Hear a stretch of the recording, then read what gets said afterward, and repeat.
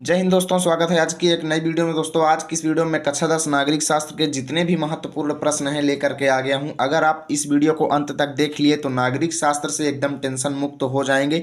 तो चलिए वीडियो को शुरू करते हैं। और एक एक प्रश्न बोर्ड एग्जाम की दृष्टि से बहुत ज़्यादा इंपॉर्टेंट है और इन प्रश्नों के आंसर को मैंने बहुत ही सरल लैंग्वेज में छापने का प्रयास किया है ताकि आप सभी को आसान तरीके से समझ में आए, जिससे आप रटे ना बिल्कुल भी, आप एग्जाम में जाएं और अच्छे तरीके से लिख दें। ठीक है ना। तो चलिए शुरू करते हैं और एक एक प्रश्न को आपको दिखाते हैं कि कैसे कैसे प्रश्न हैं। और 7 मार्च से पहले प्रत्येक प्रश्न को तैयार कर लेना अगर आप सोशल साइंस में अच्छा स्कोर करना चाहते हो तो। ठीक है, तो यहाँ पे पहला प्रश्न देखिएगा दोस्तों, सत्ता की साझेदारी के महत्व को स्पष्ट कीजिए। पहले ही चैप्टर का बेहद इंपॉर्टेंट क्वेश्चन है। तो आंसर में आप लोग लिखेंगे लोकतंत्र का एक बुनियादी सिद्धांत है। यानी ये लोकतंत्र जो चला है जिसमें प्रजा जो है अपना राजा स्वयं चुनती है, इसका एक बुनियादी सिद्धांत है कि जनता सारी राजनीतिक शक्ति का स्रोत है। यानी जितनी भी राजनीति होती है वो जनता के ऊपर ही आधारित है। ठीक है ना। एक अच्छे लोकतांत्रिक शासन में समाज के अलग अलग समूहों और उनके विचारों को उचित सम्मान दिया जाता है।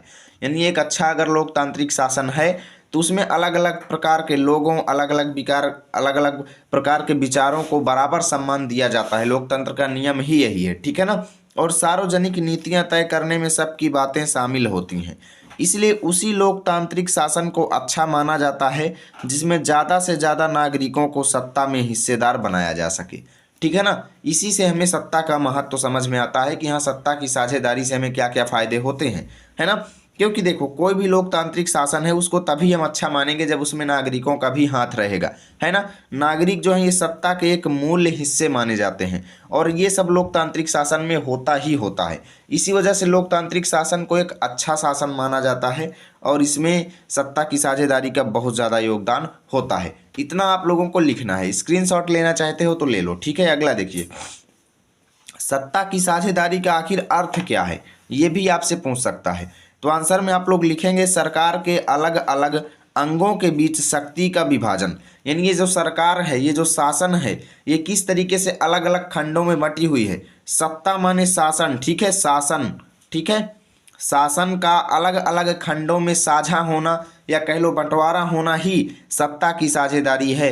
अर्थात सरकार के अलग अलग अंगों के बीच शक्ति का बंटवारा या विभाजन, अलग अलग स्तरों पर सरकार में शक्तियों का विभाजन सत्ता की साझेदारी कहलाता है। ठीक है, इतना आपको लिखना है। अब तीसरा क्वेश्चन देखिएगा दोस्तों, बहुसंख्यकवाद से क्या तात्पर्य है। बहुसंख्यकवाद का मतलब ये है कि जिस देश में जो जाति के लोग ज़्यादा हैं वो अपनी चलाते हैं, कम जाति वाले लोगों की नहीं चलने देते। जैसे होता ही क्या है कि कई गांव ऐसे होते हैं जहां पे दबंग लोग होते हैं और वो दबंग लोग केवल अपना ही अपना देखते हैं, दूसरे का विकास नहीं होने देते। तो उसको हम कहते हैं दोस्तों बहुसंख्यकवाद। ठीक है ना। यानी कि वह व्यवस्था जिसमें देश में रहने वाला बहुसंख्यक समुदाय, यानी वह समुदाय जिसके बहुत ज़्यादा लोग रहते हैं, बहुत ज़्यादा लोग उस गांव में निवास करते हैं, वो समुदाय जो है ना अपने मन चाहे ढंग से शासन करे, यानी और वो किसी को ना करने दे विकास। और इसके लिए वह अल्पसंख्यक समुदाय के लोगों की ज़रूरतों और इच्छाओं की अवहेलना करे। यानी जो कम व्यक्ति हैं, कम समूह के जो लोग हैं, उनकी ज़रूरतों को ना पूरा दे, उनकी इच्छाओं को रोके, विकास ना होने दे, तो इसको हम बहुसंख्यकवाद कहते हैं। ठीक है, सिंपल शब्दों में। अब देखिए चौथा क्वेश्चन है दोस्तों आप सभी के सामने, शासन के अलग अलग अंगों के बीच सत्ता का बंटवारा कैसे होता है। ठीक है, या ऐसे पूछ सकता है कि शासन के अलग अलग अंगों के बीच सत्ता की साझेदारी कैसे होती है। ठीक है, स्पष्ट करना है। तो अब आपको बताना है कि ये शासन जो है अलग अलग अंगों पर कैसे बटा हुआ है, क्योंकि सत्ता की साझेदारी हुई है लेकिन किन किन प्रकार से कैसे कैसे जगहों पर हुई है ये आपको बताना है। तो देखो उत्तर में लिखेंगे, प्रत्येक लोकतांत्रिक सरकार के 3 अंग होते हैं। कितने? 3 अंग। पहला विधायिका, दूसरा कार्यपालिका, तीसरा न्यायपालिका। पहली क्या है? विधायिका, दूसरा है कार्यपालिका, तीसरी है न्यायपालिका। इन सभी के कार्य क्या होते हैं? एक दूसरे से संबंधित होते हैं, यानी इन सभी के कार्य एक दूसरे से कनेक्टेड होते हैं। विधायिका जो है ये कोई भी कानून को बनाती है, विधायिका जो है ये कोई भी नया कानून बनाएगी और कार्यपालिका उनको लागू करेगी। ठीक है, विधायिका कानून बनाएगी और कार्यपालिका उसको लागू करेगी तथा न्यायपालिका उनकी व्याख्या करती है। ठीक है, और जो व्यक्ति उन कानून का पालन नहीं करता है न्यायपालिका उसको दंड दिलवाती है। ठीक है, तो आपने देखा कि विधायिका कानून बनाएगी, कार्यपालिका उनको समझाएगी और लागू करेगी और न्यायपालिका उनकी व्याख्या करेगी। ठीक है, यानी सरकार के अंगों का इस प्रकार विभाजन या कह लो बंटवारा इस बात को सुनिश्चित करता है कि किसी भी अंग के हाथों में असीमित शक्तियां इकट्ठी ना हों। अब किसी भी अंग के हाथों में असीमित शक्तियां इकट्ठी ना होने का मतलब ये है कि ना तो विधायिका अपनी अपनी बात चला सकती है, ना तो कार्यपालिका और ना ही न्यायपालिका, यानी तीनों एक दूसरे से कनेक्टेड हैं। तो जो ये करेगी उसके ऊपर ये अपने विचार रख सकता है और जो ये बनाएगा इसके ऊपर ये विचार अपने रख सकते हैं, ठीक है ना। यानी कोई एक जो है अपना जोर नहीं चला सकता, वहाँ पे तीनों लोगों के हिसाब से ही काम किया जा सकता है, ठीक है। प्रत्येक अंग एक दूसरे पर नियंत्रण बनाए रखता है, जिससे किसी भी अंग के मनमानी करने की संभावना कम हो जाती है। यानी ना तो विधायिका मनमानी कर सकती है, ना तो कार्यपालिका और ना ही न्यायपालिका। सरकार के तीन अंगों के बीच शक्ति के विभाजन के परिणाम स्वरूप शासन सुचारू रूप से चलता है। यानी विधायिका, कार्यपालिका और न्यायपालिका, ये तीन खंडों में जो शासन बटा हुआ है, इसी वजह से जो हमारा शासन है ये सुचारू रूप से चल रहा है। अब देखिए पांचवा इंपॉर्टेंट क्वेश्चन है दोस्तों, संघात्मक शासन की स्थापना के दो प्रमुख तरीकों का वर्णन आपको करना है। संघात्मक शासन, ठीक है। तो आंसर में आप लोग लिखेंगे संघात्मक शासन की स्थापना के दो प्रमुख तरीके इस प्रकार हैं। पहला तरीका, दो या अधिक स्वतंत्र राष्ट्रों को साथ लाकर एक बड़ी इकाई गठित करके संघ का निर्माण किया जाता है। यानी दो या दो से अधिक राष्ट्रों को आपस में मिला लिया जाए और उसको एक बड़ी इकाई के रूप में गठित कर लिया जाए, इससे संघ का निर्माण हो जाएगा। दूसरा क्या है, दूसरा तरीका है एक बड़े देश द्वारा अपनी आंतरिक विविधता को ध्यान में रखते हुए राज्यों का गठन करना। यानी कोई बड़ा देश जो है वो अपने अपने प्रत्येक राज्य को आपस में संगठित कर ले और फिर राज्य और राष्ट्रीय सरकार के बीच सत्ता का बंटवारा हो जाए, ये हो जाता है संघात्मक शासन, ठीक है। ये दो तरीके आपको याद रहने चाहिए। पहला क्या है कि दो राष्ट्रों को आपस में संयोजित कर दिया जाए। दूसरा तरीका क्या है कि एक ही देश के अंदर सभी राज्यों को आपस में गठित कर लिया जाए और फिर राज्य सरकार और केंद्रीय सरकार के बीच सत्ता का बंटवारा कर दिया जाए, ठीक है। इससे संघात्मक शासन की व्यवस्था हो जाएगी। अब छठवां क्वेश्चन देखिएगा दोस्तों, देश में स्थानीय सरकारों के महत्व का उल्लेख कीजिए। स्थानीय सरकार क्या होती है? देखिए स्थानीय सरकार का मतलब वो होता है जो आपके गांव देहात में देखते होंगे प्रधान जी रहते हैं, जिनको मुखिया कहते हैं, सरपंच कहते हैं, ठीक है ना। तो प्रधान जी क्या करते हैं, कोई भी आपके गांव में योजना आएगी तो उसको ज़्यादातर लोगों को देते हैं, लेकिन आजकल ऐसा होता नहीं है। प्रधान जी भी बस अपना पेट भरते हैं, ठीक है। सब लोग जानते हैं केवल अपना पेट भरते हैं, लेकिन हो गया, उसको हमें बीच में नहीं लाना। ये देखना है कि जो स्थानीय सरकार है इसका महत्व क्या है, ठीक है। तो उत्तर में लिखेंगे दोस्तों, केंद्र व राज्य सरकारों से शक्तियों का स्थानांतरण जब स्थानीय सरकारों को दिया जाता है तो इसे सत्ता का विकेंद्रीकरण कहते हैं। यानी जब सेंट्रल और स्टेट गवर्नमेंट द्वारा जो शक्तियां होती हैं वो जब गांव के प्रधान जी को दी जाती हैं तो इसको विकेंद्रीकरण कहते हैं। क्या कहते हैं? विकेंद्रीकरण कहते हैं। केंद्र व राज्य सरकारों के बाद तीसरे स्तर को स्थानीय शासन कहा जाता है, ठीक है ना। यानी कि केंद्र और राज्य के बाद जो गाँव में जो व्यवस्था चलती है उसको स्थानीय शासन कहते हैं। स्थानीय शासन के प्रमुख महत्व इस प्रकार हैं, ठीक है। अब कौन कौन से महत्व हैं आइए देखते हैं यहाँ पे नेक्स्ट पेज पे। तो देखिए पहला महत्व है दोस्तों कि अनेक समस्याओं का निपटारा स्थानीय स्तर पर ही हो जाता है, क्योंकि लोगों को अपने इलाके की समस्याओं की बेहतर समझ होती है। क्योंकि ज़्यादातर जो विवाद होते हैं उनके प्रधान जी ही फैसला करवा देते हैं, तो आगे जाने की ज़रूरत ही नहीं पड़ती, ठीक है। वही चीज़ यहाँ पे लिखी गई है। दूसरा क्या है कि इससे केंद्र व राज्य स्तरीय सरकारों पर ज़्यादा दबाव नहीं रहता, क्योंकि जब वो ग्रामीण स्तर पर ही सॉल्व हो जाएगा मैटर तो आगे जाएगा ही नहीं, जिससे सेंट्रल गवर्नमेंट और स्टेट गवर्नमेंट के ऊपर ज़्यादा दबाव नहीं रहेगा, ठीक है। तीसरा है दोस्तों, किसी भी कार्य का कुशलतापूर्वक निरीक्षण करके सरकारों द्वारा उसे संपन्न कराया जाता है। यानी अच्छे तरीके से उसकी जांच पड़ताल भी प्रधान जी करते हैं, तब आपको सॉल्यूशन बताते हैं, ठीक है। ऐसे आप लोगों को लिखना है 3 लाभ। उसके बाद देखिए 7वां क्वेश्चन है दोस्तों, संघवाद क्या है? बेहद इंपॉर्टेंट क्वेश्चन है, ये 2 अंक का आएगा पेपर में।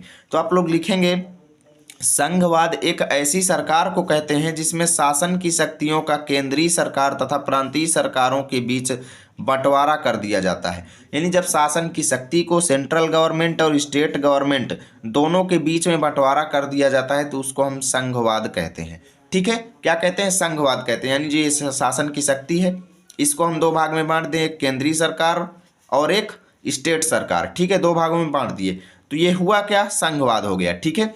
यहाँ पे 8वां क्वेश्चन देखिएगा दोस्तों, भारत में पंचायती राज व्यवस्था के महत्वों का उल्लेख कीजिए। यानी जो अलग अलग पंचायत बनाए गए हैं, अलग अलग गांव बनाए गए हैं, इस व्यवस्था से हमें क्या लाभ होते हैं ये आपको बताना है, ठीक है। अलग अलग ग्राम पंचायत बनाए गए हैं, आखिर इससे हमें मिलता क्या है? तो उत्तर में आप लोग लिखेंगे पंचायती राज व्यवस्था के प्रमुख महत्व इस प्रकार हैं। ठीक है, अलग अलग महत्व आप लोग बताएंगे। यहाँ पे देखिएगा दोस्तों, पहला है स्थानीय समस्याओं का समाधान। ठीक है, स्थानीय समस्याओं का समाधान मतलब पंचायती राज व्यवस्था की मदद से किसी विशेष गांव की अनेक समस्याओं का त्वरित समाधान हो जाता है।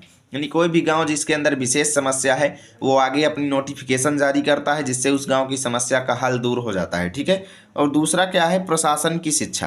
यानी पंचायती राज क्या होता है, गांव के अशिक्षित व कम पढ़े हुए लोगों को प्रशासन की शिक्षा देने का सबसे अच्छा साधन है। क्योंकि गांव में भी प्रधान जी क्या करते हैं, आपको पंचायत भवन में बुलाते हैं और वहाँ पे प्रशासन के बारे में आपको बताते हैं, समझाते हैं, नियम कानून है ना, तो प्रशासन की शिक्षा देते हैं। यानी पंचायती राज द्वारा स्थापित स्थानीय स्वशासन शहरों की स्थानीय स्वशासन संस्थाओं की अपेक्षा लोगों को प्रशासन की अधिक शिक्षा प्रदान करता है। ठीक है ना, यानी जो गांव में पंचायती राज द्वारा जो गांव में स्थानीय शासन व्यवस्था की जाती है वो लोगों को, ठीक है, लोगों को स्टेट गवर्नमेंट से ज़्यादा वो लोगों को गांव स्तर पर ही अच्छे तरीके से समझा देते हैं, अच्छी शिक्षा प्रदान कर देते हैं, है ना। तीसरा आप लोग लिखेंगे कृषि का विकास व आर्थिक उन्नति। यानी इससे कृषि का विकास भी होता है। कैसे, जैसे देखिए, पंचायती राज व्यवस्था का एक और महत्वपूर्ण पहलू यह है कि इसकी स्थापना के बाद से गांवों में कृषि का बहुत अधिक विकास हुआ है। उसका कारण यह है कि ग्राम पंचायतें, पंचायत समितियां व जिला परिषद जो है मिल करके किसानों को नई नई जानकारियां प्रदान करते हैं। ठीक है, किसानों को नई नई जानकारियां प्रदान करते हैं जिससे कृषि उत्पादन में वृद्धि होती है। इतना आप लोगों को लिखना है।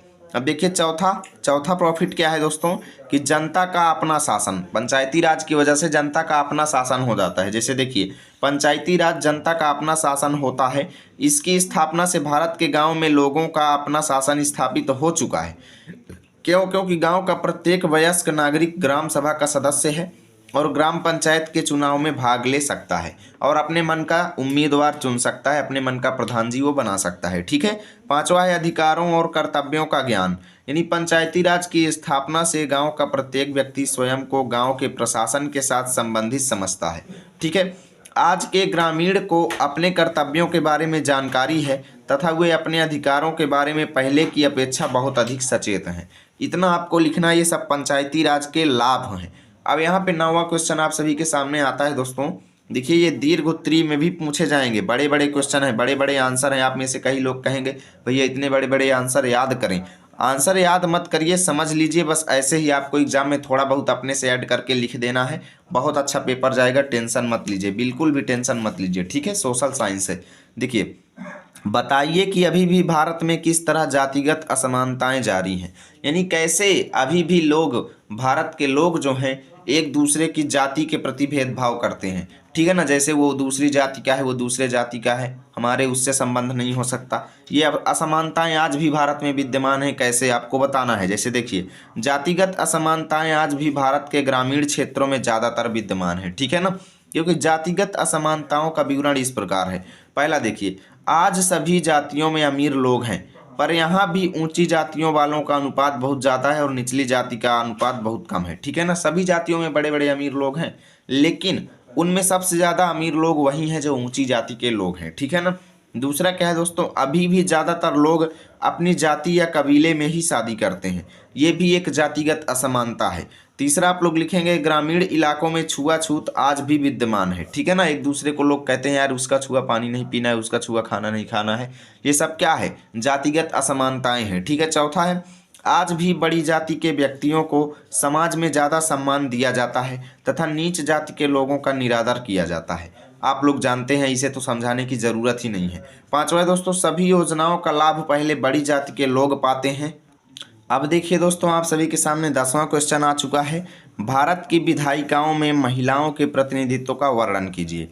ठीक है, आप लोग अभी पढ़े हैं विधायिका, कार्यपालिका, न्यायपालिका, है ना। तो उसी विधायिका में महिलाएं किस स्तर तक पहुंच चुकी हैं, महिलाओं की क्या क्या भूमिका है, आपको ये बताना है। ठीक है, तो उत्तर में आप लोग लिखेंगे केंद्रीय स्तर पर संसद है। ठीक है, केंद्रीय स्तर पर संसद है जिसमें महिलाओं का प्रतिनिधित्व सदा से ही कम रहा है, ध्यान देना, यहाँ से सदा से ही कम रहा है, ध्यान देना, ठीक है, बीच में कम रहा है लिख देना है। यानी सेंट्रल स्तर पर भी महिलाओं का प्रतिनिधित्व हमेशा ही कम रहा है, योगदान कम रहा है।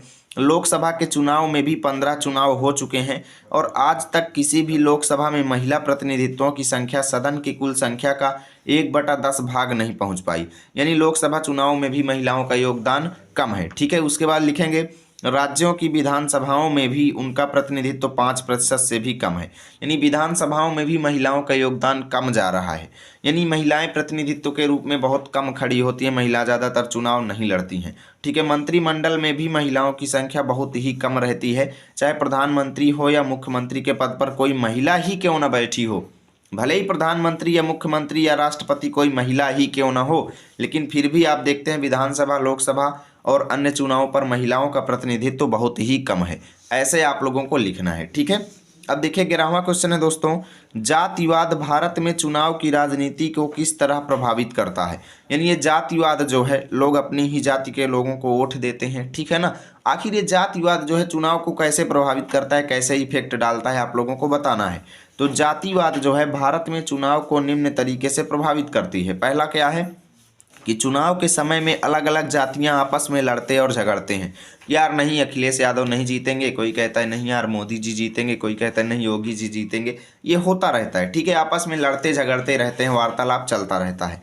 दूसरा क्या है कि जातिवाद के चक्कर में वह अपने ही जाति के प्रतिनिधि को वोट देते हैं, जबकि हमें ऐसा नहीं करना चाहिए। जो काम अच्छा करे हम उसको वोट दें, अपने जाति को देख करके वोट हमें नहीं देना चाहिए, ठीक है। तीसरा क्या है, जातिवाद की वजह से सही उम्मीदवार सत्ता में नहीं आ पाता है, बल्कि वह उम्मीदवार जीतता है जिसकी बहुतायत होती है। यानी सही उम्मीदवार नहीं जीत पाता, वह जीतता है जिसकी जो है क्या करते हैं, जिसकी जातियां ज़्यादातर होती हैं उसको जिता दिया जाता है, क्योंकि उन लोगों के पास ज्ञान नहीं है कि हम किसको वोट दें, उसको वोट देना चाहिए जो कार्य अच्छा कर रहा है। चौथा क्या है, जातिवाद की वजह से लोग अपनी वोट को बेकार कर देते हैं, वह विकास को देखकर वोट नहीं देते, जाति के आधार पर वोट देते हैं, ठीक है। इतना आप लोगों को लिखना है।